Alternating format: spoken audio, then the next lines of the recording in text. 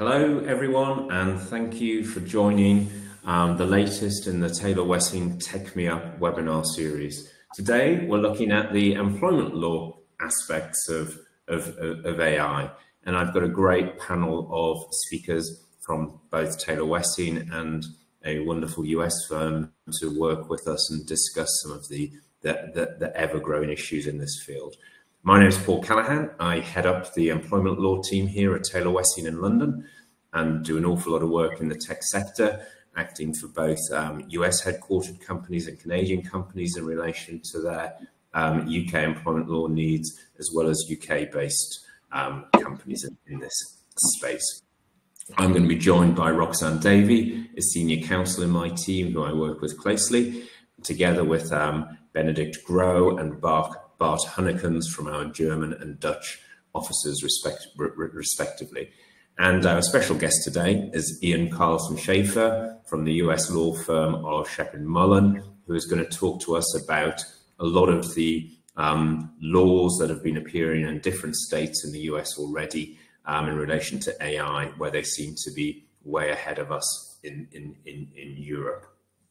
So what exactly is AI and how is it used in employment law? Well, AI is essentially intelligent machines doing what humans have typically done with their own intelligence. And it's used in employment law in a variety of different ways, from the recruitment process to looking at performance management, so the ongoing employment relationship, as well as some of the stuff that can be seen quite intimidating to employees, but can be a useful management tool around surveillance and monitoring, where, as I'm sure most of you will be aware, there are very strict rules, particularly in Europe, where there is very much an expectation of privacy, even if that's not really the case so much in the US, but Ian will tell us about that.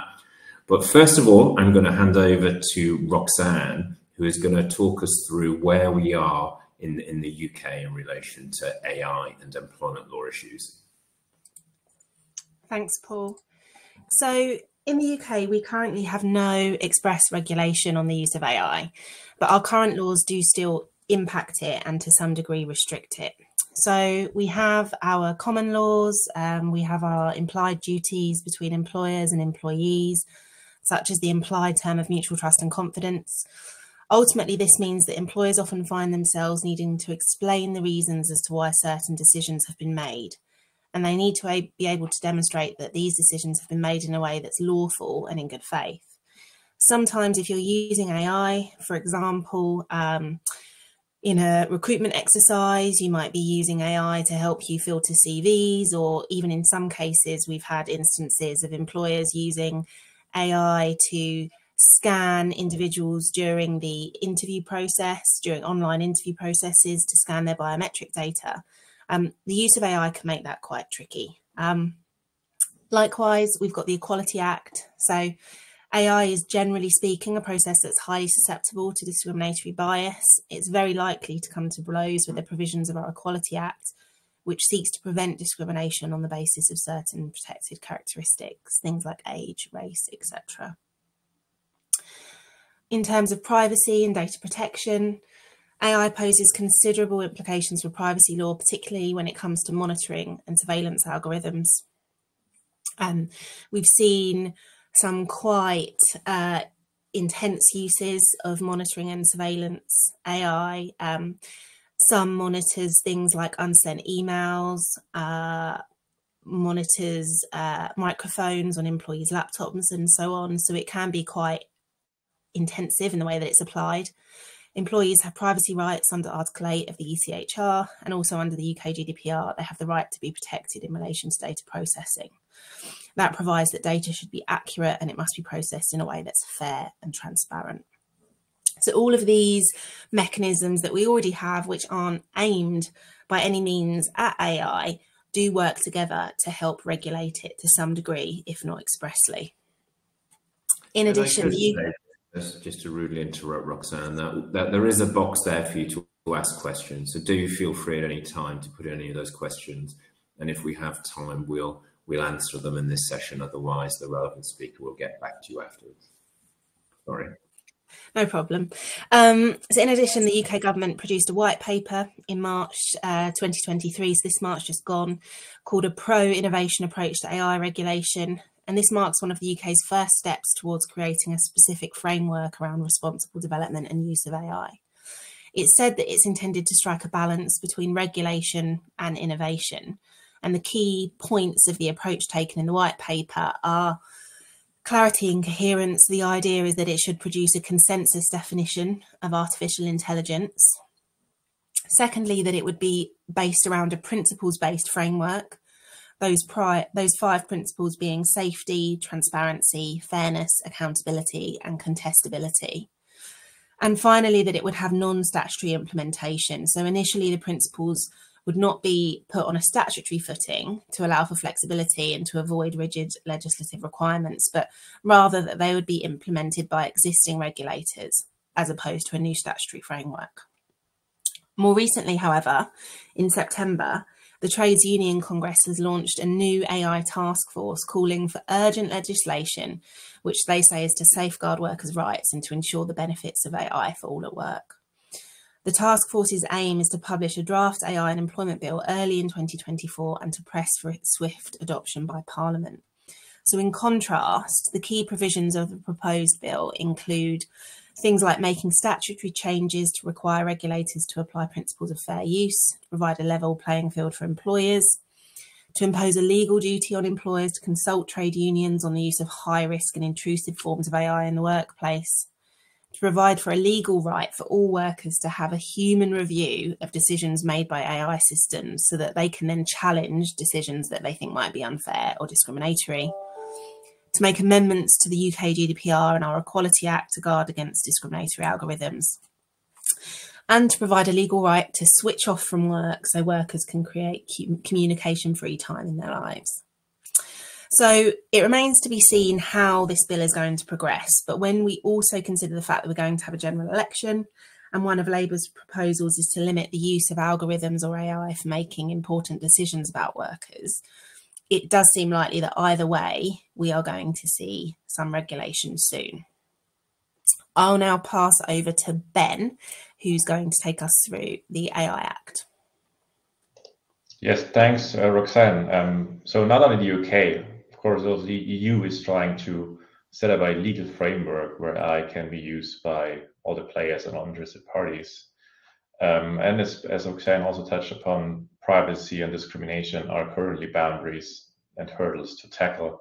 Discrimination, for example, if the data is insufficient or so-called dirty data is being used, and AI tends to amplify existing structures when it comes to possible discrimination. Privacy, of course, always Article 22 GDPR comes into play, where it states that a data subject and an employee has a right not to be subject to a decision based solely on automated processing, which then, of course, may well be the case if an AI is taking the decision fully automated without any human interaction. What the EU is trying to implement is a so-called risk-based approach.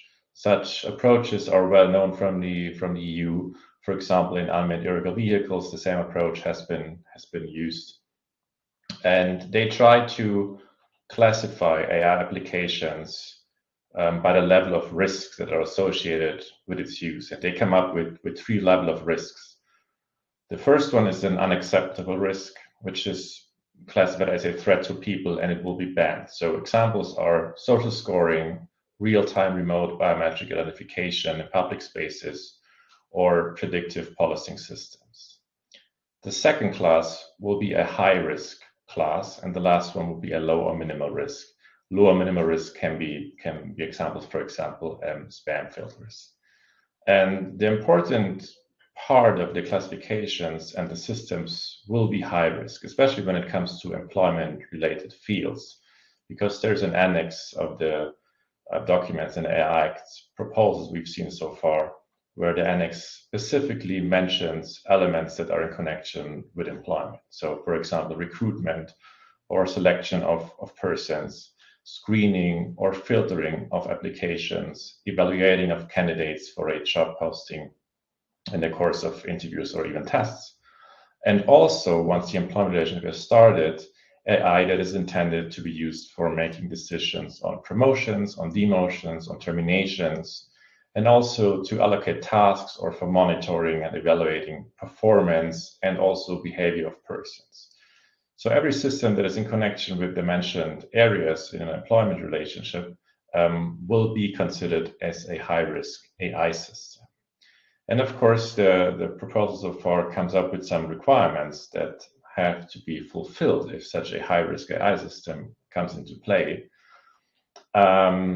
It has to be a pre-approved system, so there are very strict regulations. They have to be applied and adhered before they can be brought to the market, and they have to be assessed over the entire life cycle. So it's a continuous assessment necessary. General principles of data protection, transparency, and of course equal treatment have to be adhered to by users and deployers. And for employers, it's mandatory to introduce a human who oversees the use of such high-risk system. In parallel to that, introducing such a human, it's also required to ensure that the workforce has sufficient competence in using AI and being confident with the AI systems. In case an employer has control over data being provided and used by AI, it must also ensure that the data inserted and input is in accordance with intended purposes. So to make sure that the data is proper and suitable for the use required. As a next step, in June, the EU Parliament agreed on, let's say, a compromise proposal. Since then, a trilogue started between the European Commission, Council of the European Union, and the European Parliament.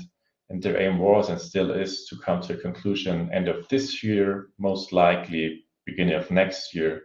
And once the AI Act has been agreed and set in stone, so to say, there will be a 2 years period to comply with it, to get ready, to get everything in order, to have the act then implemented and ready for your company. What's already the case and elements brought before our courts will now be presented by my colleague Bart. Yes, thank you, Ben. So, as you already mentioned, the fact that we don't have any specific legislation in place doesn't mean that employers and employees are not already using AI in the workplace. So, for instance, in the Netherlands, over the last couple of years, we had several interesting court cases on algorithms giving instructions to workers and whether that creates a relationship of authority. A relationship of authority is, of course, the distinctive character between an employment agreement on the one hand and a contractor relationship on the other hand.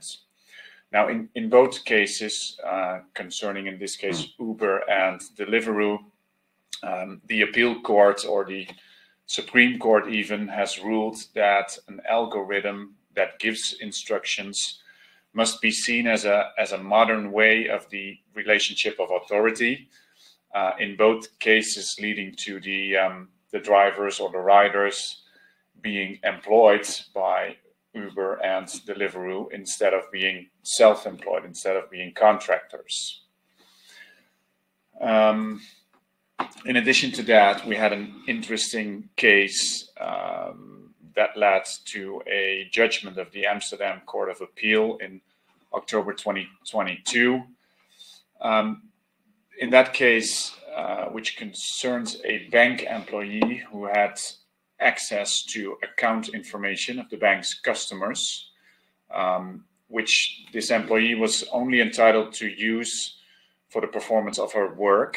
And if the bank systems would determine, based on a wide range of AI indicators, that there were unusual consultations, then the employee in question would receive automated warning emails. Now, after 3 of such automated warning emails, an investigation by humans would follow. Now, in this particular case, this employee received the first 2 warning emails, and after the 3rd warning email, an investigation by humans led to the establishing that the employee on all 3 occasions was not accessing the customer data for the performance of her work, which eventually led to a summary dismissal of this employee. Now, this dismissal was challenged successfully by the employee in courts based on the fact that at the first 2 violations, the automated warning had not established whether or not the consultation of the system by this employee in that case was for the performance of her job or not. That was only established at a later stage by the human investigation, which meant that the summary dismissal was not immediately given by the employer because the violations took place several months before the actual summary dismissal. And if such a summary dismissal is not given immediately, it means it's voidable under Dutch law. So in this case, you see that the use of automated warning emails sort of backfire to the employee or to the employer, which under Dutch employment law leads to the fact that the employment relationship is going to be reestablished. There's also, although this has not led to any case law yet in the Netherlands, there's also a lot of discussion on the use of self-care apps in the employment relationship. There have been a couple of large employers in the Netherlands who have been receiving claims of employees, mainly privacy related, as a result of using those apps. And we feel that it would be interesting to see what the future holds for certain of these apps, as they could not only lead to a decrease in sick absence, but at the same time also lead to people actually living healthier lives. It could even well be that based on personal fitness levels of employees are going to be entitled to tailored leave rights, which could obviously lead to all sorts of employment law related issues, not only, but also with regards to equal payment, equal rewarding of employees. I would like to hand over to Ian because, as Paul already mentioned, the US seems to be way ahead of Europe when it comes to AI at the workplace. So Ian, over to you. Very good. Thank you very much, Bart, and thank you for letting me craft this presentation, this global presentation on AI. You know, when it comes to AI, we really, from a US perspective, feel that we are at the forefront of this revolution. AI is not just on the national agenda, but we view it as a global narrative. It influences how we work, how we innovate, how we collaborate across the borders. You know, and from our innovation hubs in Silicon Valley, even to the factories of the heartland in America, AI is changing the very fabric of the American workforce. So, you know, we view it both as a beacon of opportunity, but also a source of concern, as I think all the panelists have well articulated. I think it offers efficiency, it offers productivity and competitiveness, but it also raises questions about job displacement, ethical implications, and the need for a skilled workforce. And so I'm happy to dive in and speak about the US perspective and what we've done in this space. And let me take a moment here just to pause and to say that that entire introduction was written by ChatGPT. I have a confession. It was written by ChatGPT. And I did that both for the purposes of underscoring both the promise and the power of AI, but also some of the pitfalls of AI in this very meta experiment. So let's dive right in. I'm trying to move slides. Let's see if I can. There we go. I write fortnightly a piece called Trio by ICS. It's on LinkedIn. Like and subscribe if you like. But one of the things I noticed over the course of the last couple of months is the impact AI has already had on the nature of the workforce and on labor relations in the United States. So you may have read and been affected by the strikes that were going on between the actors union, the writers union, and also the UAW, the United Auto Workers in Detroit. And interestingly enough, as I point out in one of my last episodes of Trio, is that the through line there was AI. AI was a major impetus and a major issue in causing the labor force disruption, and causing the strikes.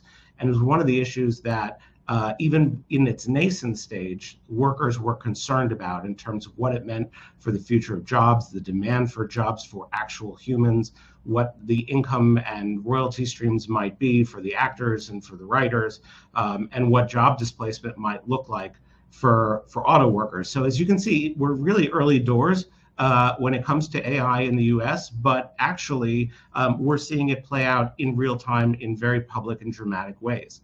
The other thing I would say is that, I recently attended a conference where I heard a Microsoft executive speaking about, what we can expect from AI moving forward.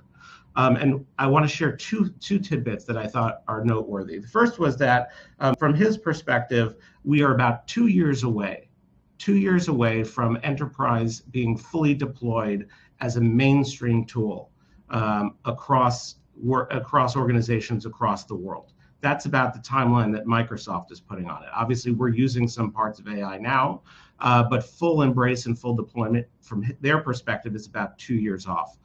The other thing I wanted to share is that, he thought the two most important skills that human beings will have in the deployment of AI are as follows. One, the ability to delegate, which lawyers aren't often very good at, but it's the idea that, what is something that I should be doing? What is the highest and best use of my time versus the highest and best use of AI's time? And he cited, do I need to go to this meeting, or can my AI assistant go to the meeting and report back what was said, the key points? And that's real. That's not science fiction. That's happening now. It's being co-piloted by, it's being developed by Microsoft. It'll be rolled out in about 2 years.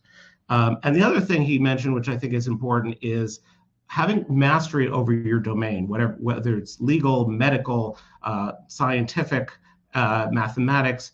The better you are at your subject matter expertise, the better input, the better output that you will find.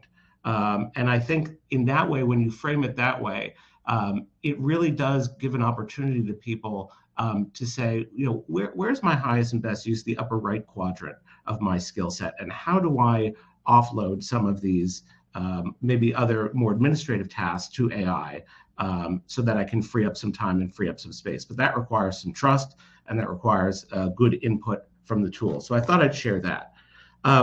Here's another thing that you probably wouldn't expect, a sort of a curveball. We have a mental health crisis in the United States.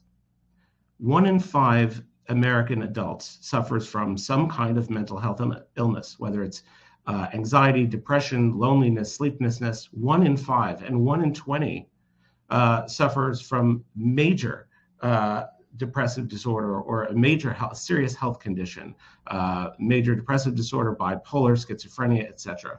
And what's also interesting to look at, if you see on the right side, is that the uptake from the amount of people and the percentage of people that are impacted by mental health issues increases dramatically based on their underrepresentation group, people of color, immigrants, people in socially marginalized groups. And interestingly, those are the same people that report the highest levels of stress and anxiety when it comes to what AI means for them in the workplace. So those are all things that we are focusing on from a US perspective, as I think you are. We're talking about the impact of the workforce, job displacement, equity, well-being. We're talking about bad AI, bias and discrimination in hiring, and whether the tool you're using has a disparate impact on employment decisions, whether they be hiring or whether they be promotion.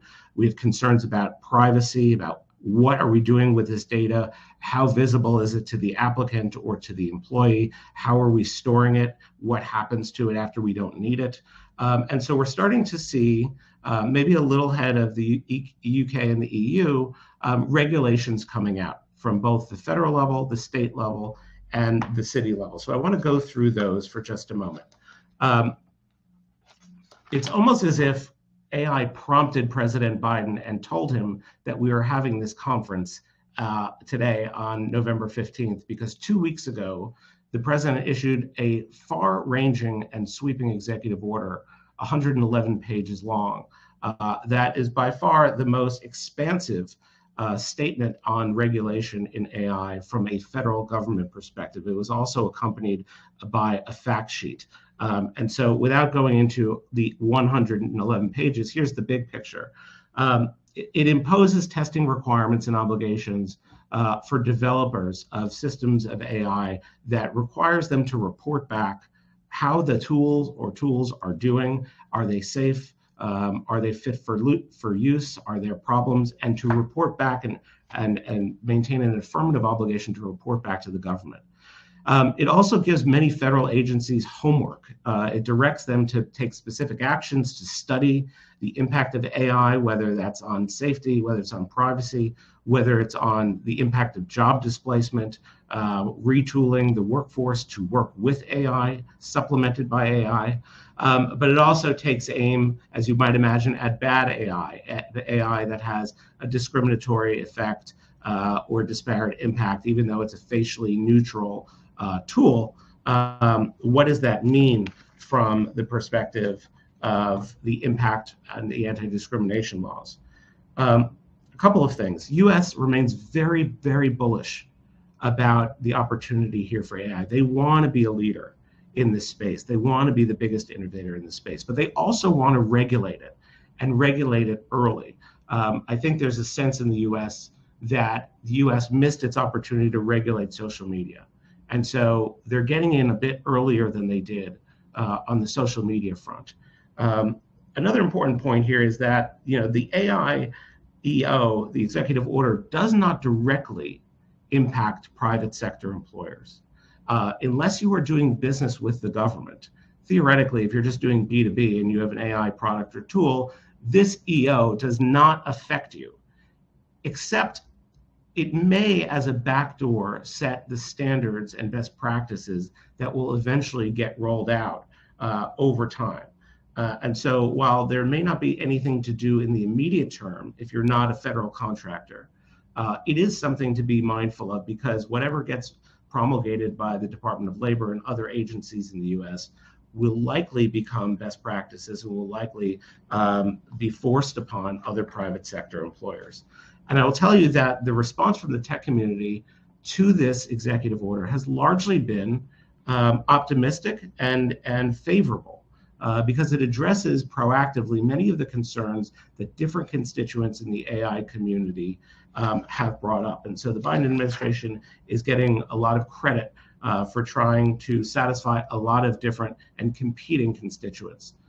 So let's do a little deeper dive on what the AI says with respect to workers. Again, a large principle here is to protect workers against the dangers of workplace surveillance, of bias, of job displacement, and also to see what the power and potential is of AI if deployed on a larger scale. So a couple of sections I'd like to read to you that are I think, pretty timely and important.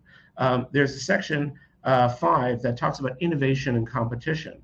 And interestingly for this crowd, the EO makes easier to recruit overseas talent for AI by among other things, easing visa requirements for certain highly skilled workers and modernizing the H-1B specialty occupation workers to allow more folks to flow into the US who are particularly skilled at AI. So that's from an innovation perspective.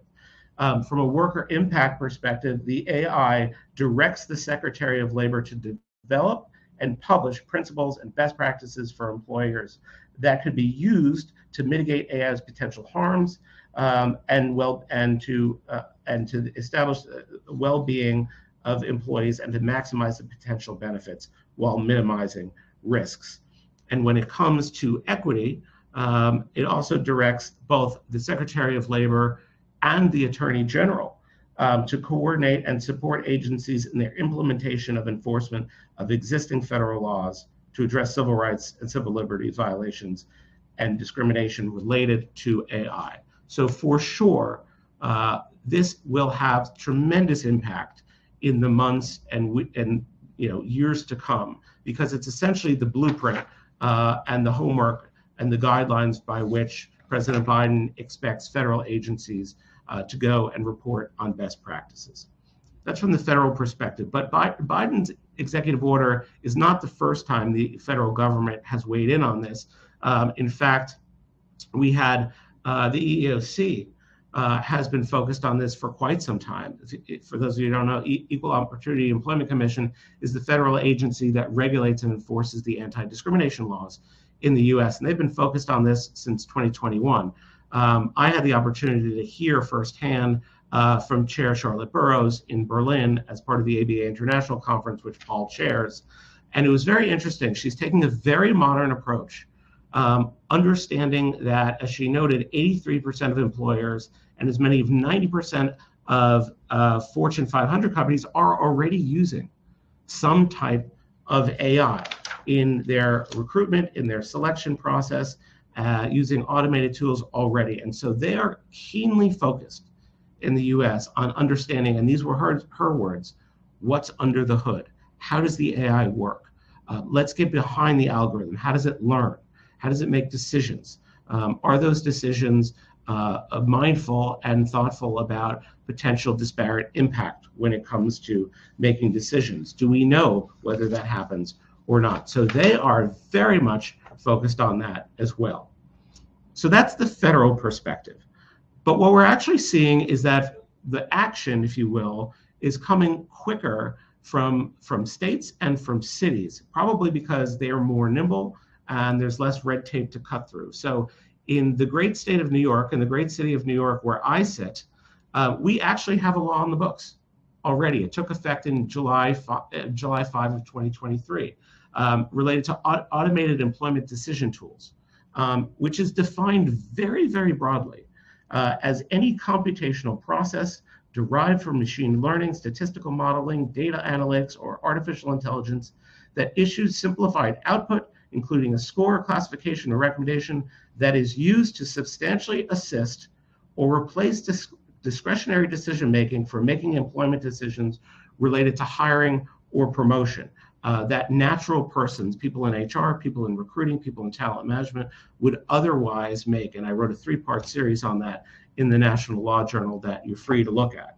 Obviously, we recognize, and New York City recognizes the benefits of AI. It improves the quality of hiring, it automates tedious tasks, it optimizes the screening potential, etc. But New York City takes the view that while it is here, we are going to put some guidelines and guardrails around that. So before an employer in New York City can deploy any of these broad-reaching AI tools, there are a number of requirements. First of all, they can't use it unless the tool has been subject to a compliance biased audit, which is to be conducted from the previous year of use. It has to be done by an independent auditor. And we have to publish, the employer has to publish a summary of the data of how the tool works and whether or not it does have any discriminatory impact, whether disparate impact or direct discrimination. And to do the bias audits, you use an independent auditor, you use historical data or a sample set of historical data, and you calculate, how is the tool done? Is there a disparate impact? And could there be fixes to make it less onerous? And so this is the type of project that we have been working on with clients for months, because there's a long lead up. It wasn't like this was sprung on our desk. There was a long lead up in the wake of the AEDT law that allowed employers to comply in advance of the effective date. And so, we do these audits with external independent advisors under the cloak of privilege to assist clients through this process. There's also, as you might imagine, a disclosure and transparency requirement to the applicants. So employers who use these AEDT tools have to disclose at least 10 days before the tool is used the fact that the AEDT tool will be used, and the qualifications and the characteristics that will be assessed by the AEDT rule, and give instructions for how to request alternative selection processes, reasonable accommodations if they're possible. The employees also have rights in this space. They have the right to request information about how and when the tool is going to be used. They have the right to ask for the data that is promulgated by the tool. And if the employer refuses to provide that, there is a back and forth process that goes on to ensure that there is transparency unless transparency is not called for. And what's also interesting about the New York City law is that the law has teeth. So it imposes $500 to $1,500 US per day that the employer does not comply with these laws. Now, again, they've had lead up time and run up time to do these audits. I can't say that 100% of the companies that we work with in New York City have done these audits yet. They should. They're all under the microscope, and this is a very public law, and this is where we're heading. So that's the New York City law. It is by far the most progressive and expansive law from a US perspective that is in effect today. Now, you might have expected California to get in the mix. They sort of have. Governor Newsom promulgated an executive order of his own before President Biden did, but it largely tracks the same principles, directing state agencies to study the development, use, and risk of generative AI, calls on state departments to form joint analyses of how AI could affect various aspects of life, not just the workplace, but various aspects of life. Again, getting back to the mental health and well-being aspect of AI, calling for guidance and guidelines in the ethical development and usage. You hear about responsible AI, that's the buzzword. That's what this is really aimed at getting.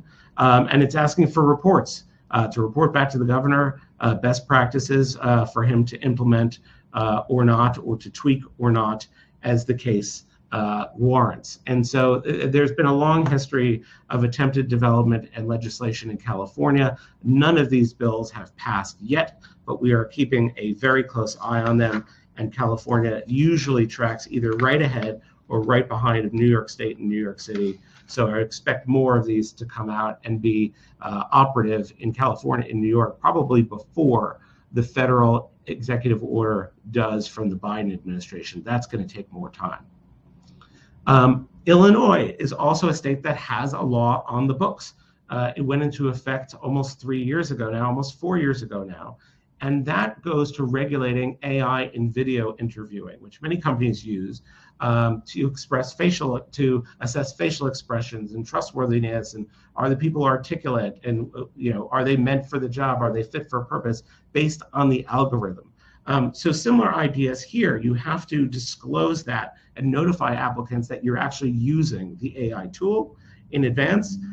You have to provide information about how the tool works, and you have to get the employee's consent to do that in advance of using the tool. So, as we go more and more into this space, and there's lots of companies popping up using this tool because AI can assess things that human beings may not be able to. It's powerful, it's prolific, and at least in Illinois, these are the requirements before you deploy that tool. I would not be surprised if this serves as a model from the Biden administration, from the Department of Labor, in terms of their best practices as well. Just to wrap up, to close, so what are we telling clients in the US, mindful of the fact that maybe 80 to 90% of them are already using AI? The first thing is develop a strategy. Why are we using AI? Do we need to use AI? I think there's a bit of a FOMO effect, the fear of missing out, of not using AI. And so I think it's really critical as a first step to understand, how does AI supplement or augment the way we do business? Maybe it does, maybe it doesn't. Maybe it does wholesale across the organization. Maybe it's just in pockets of the organization. But getting an understanding of what is our strategy and communicating that strategy is critically important. Conducting an AI audit to understand what are you doing today, and understanding who's responsible for the AI. If you asked any of your clients who's owning AI, you would probably get a lot of head scratching. That's been my experience, even though this is coming fast and furious. So getting an understanding of who or what person or groups of people are in the mix for running the AI protocols. And it's often going to be a cross-sectional group. Maybe it's technology, maybe it's HR, maybe it's compliance, maybe it's a C-suite, something like that, to identify who are the key stakeholders. And then identifying, well, is what you're using today compliant, particularly in New York City, and particularly in Illinois, and what's coming down the pike from the federal perspective, and also from the state perspective. Engaging employees, I think, is really important because, again, in the absence of engagement and knowledge, there is this fear factor and anxiety that, of course, AI is going to replace my job. What does this mean for me? And so to the extent we can pull back the curtain on AI much earlier, I think you're going to have a much better participation rate. You're going to have a much more successful engagement. And you can ask employees, how do you think your job would be improved, enhanced by the use of AI to free up your highest and best use? And I think that would be a welcome conversation. We started to see clients engage in that space as well. So obviously coordinating with counsel and having all these conversations is helpful. Having AI policies, I've asked a number of clients, do you have an AI policy? 9 out of 10 times they don't. It's a good time to start thinking about that. Data protection is top of mind because we're storing and keeping a lot more data, and certainly that's top of mind for European countries. Procurement policies, making sure that those you're doing business with also are adhering to the policies and principles and the laws that apply to responsible and ethical AI. And of course, monitoring these updates, attending webinars like this, because the landscape is changing very fast. The US may be ahead of the curve in terms of the broader rest of the world, but we're still relatively in the nascent stage. And I think personally, I think it's an exciting time. I think we have to regulate or try to regulate ahead of where AI is, just because of the speed with which AI is advancing. It's almost impossible to keep up with it. So we have to, as governments, as legislatures, as lawyers, as people operators at companies, be thinking ahead of AI and where the laws and anticipate where it's going. I think we're always going to be catching up in this space, but I think it's good that we are having these conversations early, unlike what happened in the social media context. And I'd say finally, net, notwithstanding everything we've been saying, I think this is a huge opportunity. There are risks, there are downsides. There's, our robots going to take over our jobs and our lives and create World War III. There are those legitimate concerns out there. But I think if we've developed and put guardrails around, ethical AI, responsible AI, I think AI has the greatest potential for advancement of not just our workforces, but our society, particularly in healthcare and life sciences and longevity. So that's where I come out on all of that. So that's the U.S. perspective and a bit of my perspective. And I'll tell you, other than the opening, I wrote the rest of this. ChatGPT did not. Thank you, Ian. That is fascinating. And maybe it's unfair to say the US is ahead of Europe, because really, aren't we just saying a couple of bits of the US are ahead of Europe? Because from what you say, there's not really any sign of anything at federal level yet. Is that fair? That's exactly right. Unless you're doing business with the federal government, which is not everybody, the lion's share of private sector businesses in the US are largely unaffected right now. That's going to change probably in the next 6 months to a year. Okay, great.